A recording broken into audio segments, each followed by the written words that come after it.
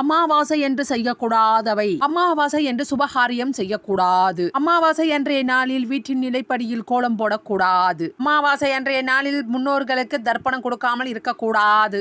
அமாவாசை அன்றைய நாளில் வீட்டில் அசைவ உணவு சாப்பிடக்கூடாது. ஹோட்டலில் வாங்கி வந்தோம் சாப்பிடக்கூடாது. அமாவாசை அன்று வீட்டில் முன்னோர்களை நினைத்து வழிபாடு செய்யும் பொழுது மணி அடிக்க கூடாது.